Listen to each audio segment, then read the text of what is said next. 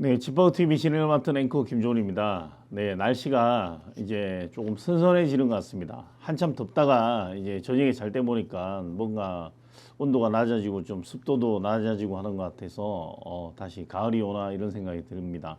건강 유의하시기 바랍니다. 네, 오늘은 제일 많이 관심 가지고 있는 이 세금에 대해서 좀 이야기를 나눠보려고 합니다. 제가 세제 전문가는 아니지만 정부가 지금 공시가 3억 이하의 시골집 양도세, 종부세를 모두 주택수에서 빼준다. 대환영할 일이고 사실은 이것 때문에 그 고민하는 분들, 내가 앞서 방송에서도 많이 주장했지만 대환영할 이야기인 것 같습니다. 제가 앞서도 이야기했지만 규제를 위한 규제를 하는 건 국민 삶에 별로 이래 좋은 영향을 미치지 못한 것 같습니다. 제가 앞서 방송에서도 말씀드렸지만 급작스럽게 부모님이 돌아가신다든지 이런 경우에 당연히 그런 것 때문에 억울하게 이제 중과세를 받는다든지 이런 면에서는 너무나 잘한 정책이라고 칭찬을 해드리고 싶고 이렇게 해야 국민들도 살맛나지 않겠습니까? 굳이 하는 것마다 정부가 태클을 걸고 세금을 받으려고 하면 뭔가 선순환이 안 되고 또 이게 삶의 걱정거리를 만든다는 차원에서 너무나 잘한 정책이라 박수 쳐드리고 싶습니다. 일단은 칭찬을 하고 근데 여기서도 약간 사실 호불호가 갈리는 것 같습니다. 여기서 보면 수도권과 이 지방의 광역시라든지 이런 데는 빠져 있습니다. 근데 제가 이제 예를 들면 수도권과 지방은 이미 집값 비교 대상에서 제외해야 될 것 같다는 말씀을 먼저 드리고 싶습니다. 왜냐하면 수도권은 지금 서울 인근 경기도 어떤 시를 가도 아파트를 예를 들어서 5억의 아파트를 산다는 것 자체가 되게 힘든 구조가 돼버려서 당연히 수도권은 빠져야 된다는 데 동의를 합니다. 근데 이제 이 지방이 좀 그런 거죠. 여기서 보면 지방 광역시를 제외하면 소위 말하면 시군구 그러면 예를 들어서 부산을 예를 들겠습니다. 부산 바로 옆에 붙어 있는 인근 김해시라든지 양산시 사실은 시지만 부산과 비교했을 때 여기는 제가 볼 때는 어째 보면 창원시도 마찬가지고 부산보다 집값이 더 비싼 곳이 사실 실상 많습니다. 이런 거 보면 여기서도 지금 저도 아직 그 기준이 명확하게 모르겠는데 어떤 데 보니까 시 인구 얼마는 제외한다 넣는다 지금 이런 기준이 아직 명확하게 나와 있는 건 없는 것 같습니다. 하지만 큰 틀에서는 제가 말씀드렸듯이 이런 상속을 받아서 갑자기 중과세를 해야 된다든지 양도세 낼 때 2주택이 되면서 기존 주택 처분할 때 세금 폭탄 맞는다 이런 것들은 혜택을 적용받기 때문에 어쨌든 1세대 1주택자가 농어촌 주택을 취득해서 2주택자가 됐을 경우 기존 주택을 처분할 때 1세대 1주택자로서 양도세 비과세 기준금액 12억까지 혜택을 12억 원 적용받는다. 상당히 환영할 일인 것 같고 이걸로 인해서 이제 양도세 폭탄 다주택자 폭탄 맞는 데 대한 이 부담을 줄어든 것 같아서 많이 저는 해당이 안 되지만 굉장히 좋아하실 분들이 많을 것 같습니다. 그럼 올해 종부세 산정 때 기본 공제액을 6억이 아닌 14억으로 받고 내년부터는 9억이 아닌 12억 원으로 1세대 1주택자 세액 기본 공제를 받는다고 합니다. 그러면 과세액이 최대 80%까지 경감해주는 고령자 장기 보유 공제 적용이 대상이 되고 고령자 장기 보유 공제는 전체 주택가액 중 지방주택을 제외한 부분에 대해서만 적용된다 이렇게 나와 있습니다. 그러면 당연히 이렇게 이전 주택을 팔 때 상속으로 인한 주택이 생겼다 해도 어쨌든 종부세 특례가 적용된다는 내용이어서 대환영할 내용인 것 같습니다. 세제 개편 주요 내용을 보면 3억 원 이하 주택분 종합 부동산 세율이 개별적으로 나와 있는데 이건 찾아보시면 될 것 같고 그럼 일시적 2주택에 대해서도 기존에는 이사 등으로 신규 주택을 취득했을 때 1년 이내에 팔아야 되면 1년 이내에 집 팔기가 사실 쉽지 않습니다.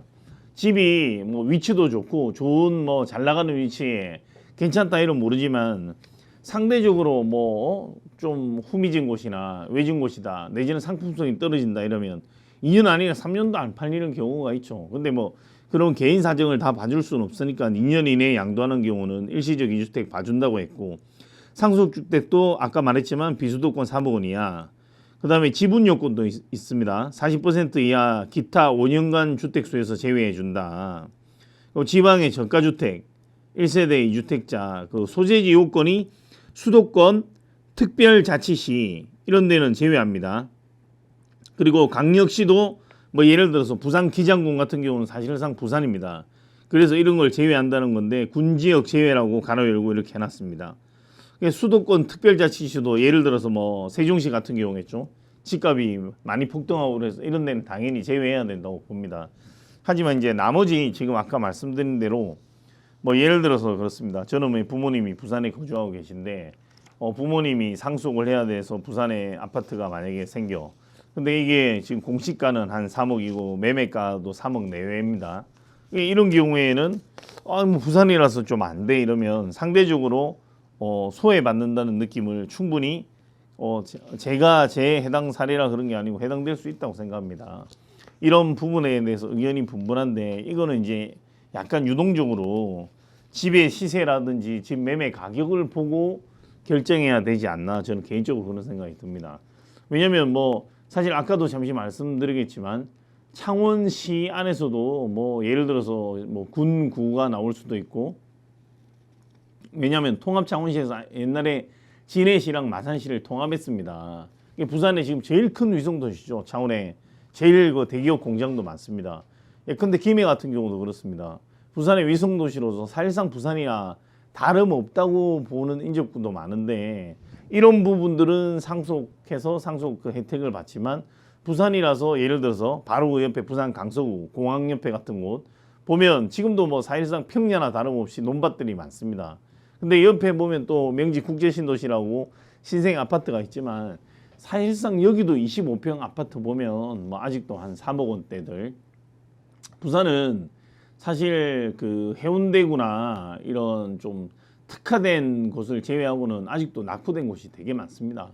지금 뭐 제가 살던 부산 사하구 이런 곳만 해도 1호선 지하철역도 다님에도 불구하고 뭐 2층 주택이 그 매매가가 2억도 안 되는 이런 집들이 허다합니다. 사실상 폐허 비슷하게 방치돼 있고 이 삶의 기본 인프라 병원이라든지 주변 기반 시설이 낙후돼서 그래 부산도 지금 신도시를 뭐 추진해서 기장이라든지 기장 정관 신도시 그다음에 부산 뭐 명지 국제 신도시 뭐 이런 곳들을 에코델타 시티 추진되고는 있지만 아직까지는 미미한 수준이라 이런 뭐 대구도 사실은 미분양 무덤이고 뭐 해서 앞서도 말했지만 뭐 이런 조정 지역에서 제외한다 뭐 이런 것들이 나오고 이러지 않았겠습니까? 이 조정 지역도 지금 사실은 문제가 많은 것 같습니다. 뭐 거래 절벽이라든지 이런 부분들이 많이 이야기가 나오고 있는데 이 조정 지역도 조금 뭐 김포시라든지 이런 곳들은 뭐 지금 봤을 때 제가 봤을 때는 지금 거기뿐만이 아니고 수도권도 좀 외곽 지역은 이제 뭐 이런 부분을 제외할 필요가 있지 않나 이런 생각이 듭니다. 그래서 지금 나오고 있는 이야기가 이런 혜택들이 많으니 세금 폭탄을 피하려면 올해가 증여의 적기다. 전국 아파트 증여 거래 통계를 보면 꾸준히 21년 7월부터 해서 12월까지 상승하고 있다가 계속 약간 이래 수평 수준을 유지하다가 지금 잠시 주춤하는 분위기입니다. 그래서 윤석열 정부의 부동산 세제 개편을 기다리며 주춤했던 아파트 증여가 다시 늘어날 조짐을 보이고 있다. 이번에 발표된 세제 개편을 두고 전문가뿐 아니라 다주택자들 사이에서도 올해 안에 증여를 해야 세금 폭탄을 피할 수 있다는 말이 나오면서 현장에서는 증여 적기라는 말들이 나오고 있습니다. 집주인들이 이 세금 관련한 문의를 많이 한다는 거죠. 이렇게 예를 들면 뭐 2주택자라고 칩시다. 이걸 자녀에게 이제 부모님이 사실은 연로하시고 뭐 돌아가실 때가 다가온다 이런 마음의 준비를 하지 않겠습니까? 이러면 이 집을 자식에게 줘야 되는데 이런 고민하는 분들이 많을 거라고 생각이 듭니다. 뭐 젊은 분도 있겠지만 이런 부분들이 올해 이제 증여를 하는 게 어떻겠느냐. 지난 한 달 사이 지금 자산관리사 대표가 한 말인데 멘트인데 세제 개편안을 보고 증여 여부를 결정하겠다고 했던 집주인들이 올해가 적기라 판단하며 문의가 많다. 구체적 통계를 당장 확인할 수는 없지만 체감상 증여 또는 가족과 매매 문의가 며칠 사이 크게 늘어났다고 이렇게 이야기가 나오고 있습니다. 실제로 뭐 전국 아파트 매매 거래 중 증여 비율은 지난해 7월 5.8%를 기록한 이후 완만한 증가세를 보이고 있다가 지금 중 증여 비중이 전국 아파트 거래가 4월에 7만 4,575건 중 증여가 500건에 달할 비율로 한 6.6% 정도 기록했다는 통계가 있습니다. 저는 뭐 그렇게 생각합니다. 지금 이 경제 선순환이라는 건 우리가 뭐 다른 물건도 마찬가지만 우리가 경기가 안 좋으면 내수 경기를 활성화시키기 위해서 각종 뭐 세금도 인하하고 뭐 여러 가지 하지 않겠습니까? 그리고 지금 뭐 여러 은행 전문가들도 부동산 시장 예측이 어렵지만 폭락을 하지 않는다는 전제하에 증여하는 것이 유리하다고 이래 이야기하고 있습니다. 근데 사실은 부동산이 폭락할지 올라갈지는 뭐 아무도 모를 일입니다.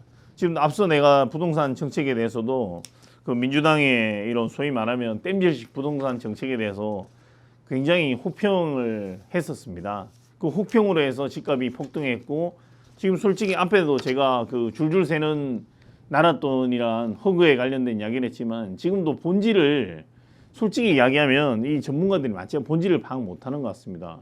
예를 들어서 허그가 나랏돈을 대출 안 해줘서 다른 뭐 제2의 제3의 나랏돈이 대출되면 달라지는 게 뭐가 있겠습니까?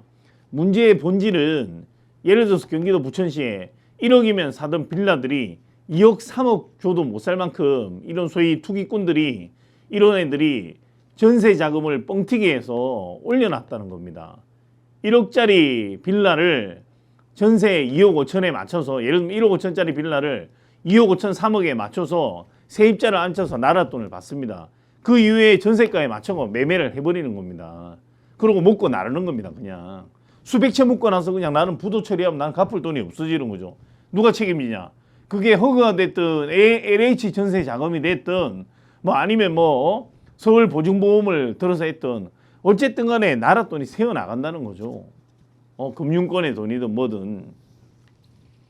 이 부분은 바로 잡아야 될 것 같습니다. 지금도 내가 지금 뭐 이런 좀 부동산 방송을 하다 보니까 많이 지켜보는데 부천뿐만 아니고 뭐 성남이니 뭐 이런 빌라 많은 곳들 있지 않겠습니까? 서울에도 뭐 화곡역, 까치산역 뭐 이런 데를 보면 예전에 보면 1억도 안 하던 집값들이 전세가가 뭐 2억, 3억 이렇게 돼 있습니다. 왜 그러냐? 실제로 집값이 올라서 그런 게 아닙니다. 이런 소위 말하면 투기꾼이나 이런 사기꾼, 그냥 투기꾼이 아닙니다. 이런 애들은 돈을 먹고 사기쳐가 나누는 거니까 정확한 표현은 사기꾼이죠. 이런 애들 전세를 실제로 2억, 3억 안 하는 걸 전세를 3억으로 뻥튀기 시켜놓고 아까 말했던 LH 전세자금 대출을 받든지 아니면 그 허그에 자금을 받아서 3억에 사기로 앉히는 겁니다. 어차피 나랏돈 3억이 나오니까 너는 안심하고 들어오면 100% 돌려받는다 해놓고 실제로는 1억 5천짜리 매매 거래는 3년 5년을 지켜보면 가격이 다 나와 있지 않겠습니까? 실제로 여기 삶의 여건이 개선돼가 집값이 오른 게 아니고 뻥튀기해서 사기쳐가지고 앉힌단 말입니다. 약간 새어나갔지만 이런 세제 개편하면서 이런 놈들을 잡아야만이 실제로 이런 주택 매매 거래 이런 데서 실효성을 보는 겁니다. 당연히 세제 완화해주고 부모님 판 시골집 정부 양도세에서 빼준다 이거 너무나 환영할 일이고 정말 칭찬해야 될 일입니다. 이 국민들이 왜 서러워하겠습니까? 그들만의 리그래요. 저처럼 빌라 오래 거주하고 겨우 어렵게 진짜 은행 돈으로 지금 뭐 대출을 아주 많이 끼고 뭐 24평 아파트를 하나 마련해가 있지만 이조차도 부담이 되고 있습니다. 하지만 저는 그렇다고 해서 내가 어렵게 산다고 해서 단순하게 집을 여러 채 가지고 있거나 그냥 열심히 해서 돈 번 사람들을 규제를 해서 빼들어야 된다 이렇게 생각하지는 않습니다. 투기꾼은 투기꾼 나름대로 내가 말씀드린 허그 돈 빼가는 놈들 지금 서울에 얼마나 빌라 많겠습니까? 여기만 많겠습니까? 우리 뭐 예를 들어서 서울 주변에도 뭐 만리동이니 뭐니 뭐 청파동이니 이 지금 우리 강화문 주변에도 빌라촌 홍제동이니 뭐니 엄청 많습니다. 제가 지금도 보면 그 홍제동 그 주변에 뭐 백현산인가 제가 뭐 이름 정확하게 다 지명을 기억 못하겠지만 그런데 보면 산 꼴짜기에 정말 이게 진짜 마을버스를 몇 번 타고 와서 여기 뭐 제가 1억을 주고 이런 데 살 수 있을까 싶은 곳들 매매가 불과 1년 2년 전에 1억도 안 했던 곳들이 다 3억이 그랬습니다. 이 호그 이걸 노려서 소위 말해 사기꾼들이 나라를 병신으로 보는 겁니다. 나라도 병신? 제대로 그동안 검찰이든 뭐 이 경찰이든 수사가 이루어진 적이 없거든요. 그래서 내가 이게 기어가는 나라 공무원들 위에 진짜 날아가는 사기꾼들입니다. 본질을 모르는 거죠. 정부가 허그가 150% 공시가의 150%까지 대출을 보장해 준 걸 빌미로 간평사랑 짜고 앞에 이 방송이 굉장히 중요합니다. 전국의 빌라를 적어도 수도권에 있는 모든 빌라들 한 1억 5천 2억씩 뻥튀기 시켜나온 겁니다. 아파트 값은 집값이 오른 게 맞지만 지금 이런 빌라들은 사실은 공시가도 거의 안 올랐습니다. 그럼에도 불구하고 이걸 제대로 잡을 수가 없는 게 이런 업자들을 이 업자들은 부동산 자격증을 가진 것도 아니고 공인중개사 사실 크게 따기가 어렵지 않은 시험이지만 빌려서 이런 거 하나 자격증을 가지고 열 몇 명이서 그냥 그런 부동산에 가서 아니면 한 군데를 정해놔요. 지네들이 대필이라고 하죠. 대필. 자설하고 얘네들 업자들이 자설하고 표현합니다. 가서 계약서만 써줄 부동산 하나 구해놓고 쓰는 거죠.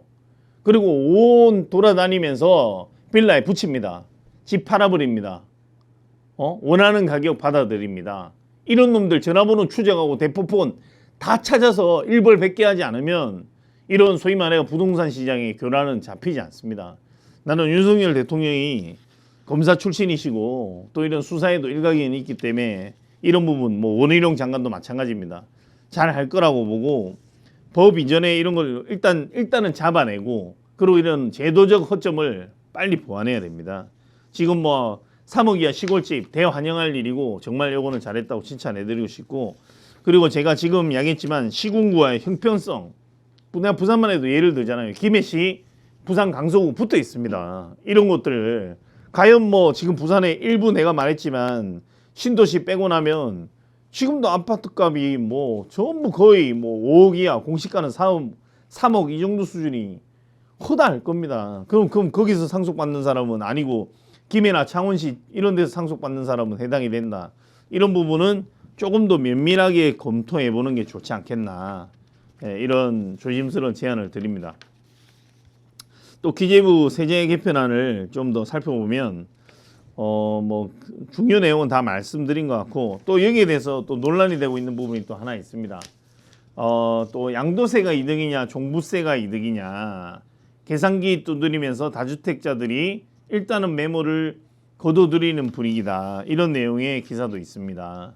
서울 강남구 은평구 아파트를 한 채씩 보유 중인 A씨가 지난해 8천여만 원에 이르는 보유세를 납부하면서 아파트 두 채를 보유하는 부담을 느꼈지만 지금 이제 이 종부세 중과가 폐지되면 세율이 대폭 낮아지기 때문에 굳이 뭐 이렇게 보유하는 데는 부담이 없기 때문에 그러면 내가 더 가져가서 이득을 취해야 되겠다.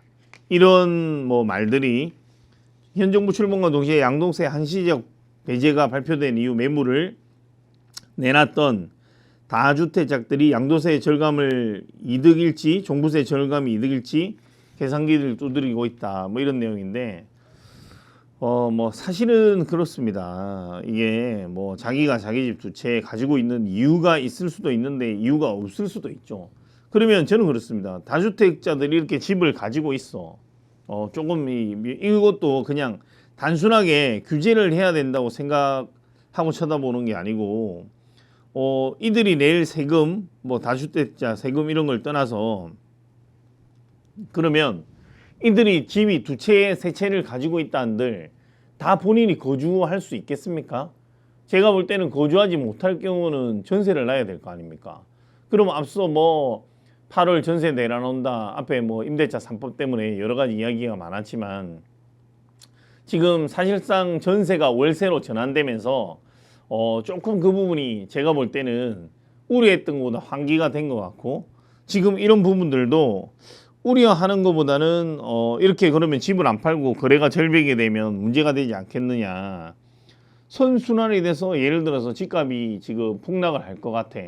그러면 내가 이 물건을 지금 파는 게 이득일까 나중에 집값이 떨어지고 파는 게 이득일까는 본인들이 판단할 문제고 시장이 만들어갈 문제이기 때문에 이런 것까지 정부가 그러면 어찌 보면 지금 현 윤석열 정부가 하고 있는 세제 완화에 대해서 반대하는 의견들도 없지 않아 나오고 있는 걸 저도 뭐 많이 보고 있습니다. 제가 이렇게 방송을 하면서도 소위 말해서 치우치지 않아야 되겠다는 생각을 많이 하고 저희가 뭐 일부에서는 레거시 미디어도 지금 정치권에서 사실은 막 소위 그 네거티브하는 과정에서 그렇지만 그게 경향신문이 됐든 한겨레가 됐든 누가 그냥 막말로 편들기 위해서 신문을 만들고 편들기 위해서 기사를 쓰고 그러진 않을 겁니다. 워낙 그 전 민주당 정부에서 이 진영 논리와 소위 말하면 팬덤 정치를 하면서 미디어도 공격을 하고 네 편 내 편을 나눠서 사실상 언론이 편들기화되고 있는 이런 모습은 나는 없지 않아 있다고 생각합니다. 하지만 그런 부분들도 양심에 맡겨야 될 문제고 그렇게 안 해야 언론인도 욕먹지 않지 않겠습니까? 그래서 이런 일부 우려하는 부분들에 대해서는 저는 이렇게 해서 부자 감세가 아니냐.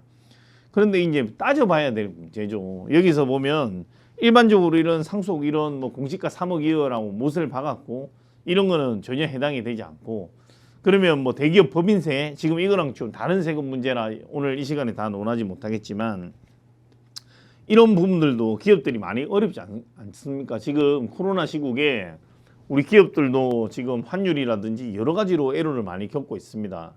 실제로 지금 뭐 우리 반도체뿐만이 아니고 중국이 여러 가지 지금 산업적인 측면에서 우리 배터리라든지 다 산업이 위협받고 있습니다. 그래서 저는 일단은 경제를 선순환시키고 이런 규제나 이런 세제는 뒤에 논의해도 늦지 않다. 막말로 정치권이 마음만 먹으면 할 수 있는 문제 아니겠습니까? 지금 이 매체 하나 보면 그 신한은행 조선비즈가 WM 컨설팅 센터에 의뢰해 종부세 개편에 따른 내년 세 부담 변화를 예측해 본 결과 마포구 아현동 마포 레미안 푸르지오 전용 83m 제곱 그 기준으로 강남구 대치동은 대치동 음마 아파트 전용 84m 제곱 동시에 보유한 2주택자 납부해야 할 종부세가 1억 1,286만 원에서 1,700만 원으로 무려 85%가량 줄어든다는 걸 볼 수 있습니다. 이 시뮬레이션 한 거죠. 조선비즈가 신한은행 WM 컨설팅 센터에 의뢰해서 시뮬레이션 한 결과 85%가 줄어들었다는 내용입니다. 그래서 거래가 되지 않고 있는 급매물 중에 상당수는 다주택자의 매물이었고 세제 개편안 발표 후에 거둬들여도 되지 않겠나는 문의가 조금씩 늘어나고 있다. 이게 말하자면 약간 이렇게 해서 집을 빨리 팔아야 되는데 이게 다시 매물 거둬들이고 하면 거래 절벽이 이어지고 뭔가 보유하고 있는 사람이 보유하면 문제가 되지 않 득실을 따진다는 이런 말이죠. 사실은 내가 집을 가지고 있는 게 나을까 파는 게 나을까 중과세를 적용받는데 향후 1년간 한시적으로 배제하고 그 사이에 다주택자들이 뭐 어쨌든 장기 보유의 공제까지 인정해 주기로 하면 이런 소위 말해서 가지고 있는 게 나을지 팔아서 납부의 실효 양도 차익을 거두면 세금 내고 이런 게 나을지 이런 걸 따져본다는 내용인 것 같습니다. 그래서 이 관련해서 서울 외곽 지역에 저가 매물이 쏟아지는 데는 상승기에 여러 채를 사모은 다주택자들이 매물의 비중이 적지 않을 것 같고 다주택자들이 보유 부담이 줄어들면 시장에 나온 매물을 거둬들일 확률이 높다는 게 뭐 이런 게 조심스러운 의견입니다. 전문가들의. 근데 이거는 조금 더 지켜봐야 될 문제 같고 제가 오늘 말씀드리고 싶은 건 어쨌든 간에 이런 좀 비정상적인 과도한 이 규제나 세금 폭탄은 좀 완화할 필요가 있다. 그리고 지금 임대차 3법도 부작용이 뭐냐면 실제로 전세 대란이라는 일은 일어나지는 않았습니다. 왜? 지금 보면 전세는 거의 없습니다. 제가 어제도 제가 이 방송 이런 것도 하려고 한 2시까지 이런 세제 관련한 내용을 좀 찾아 훑어보고 그리고 제가 이거 대표적으로 서울에 지금 뭐 빌라 많은 뭐 까치산역, 화곡동, 뭐 오목교, 목동역 요 주변으로 다 빌라촌이죠. 저 위에 보면 가양동 이런 부분들까지 찾아봤는데 거의 월세 비중이 더 높습니다. 또 전세는 아까 말한 이 허점을 노린 사기꾼들 매물이 저는 아직도 많다고 봅니다. 그리고 매물을 보다 보면 자기들끼리 암호 표시 같은 게 있습니다. 특정 공인 중개사 이름이 있고 거기 뭐 표시가 있다든지, 제가 이거는 뭐 심증은 있지만 물증이 없어서 지금 말씀드리기 그렇지만 이런 부분들 좀 수사가 필요해 보입니다. 아무튼 국민 여러분들이 더 살기 좋은 세상, 또 규제가 없는 세상이 저는 만들어지고, 좀 진짜 국민들이 다 어려운 소식, 물가는 오르고 기름값도 오르고 뭐 집값도 오르고 좋은 소식이 없지 않습니까? 뭐 주변에서는 한간에 그런 이야기 합니다. 다 오르는데 월급만 오르지 않는다. 우리 집하고 TV 구독자 여러분 다 부자 되고 월급도 오르고 이런 좋은 소식을 들었으면 좋겠습니다. 네, 시청해 주신 여러분 감사합니다.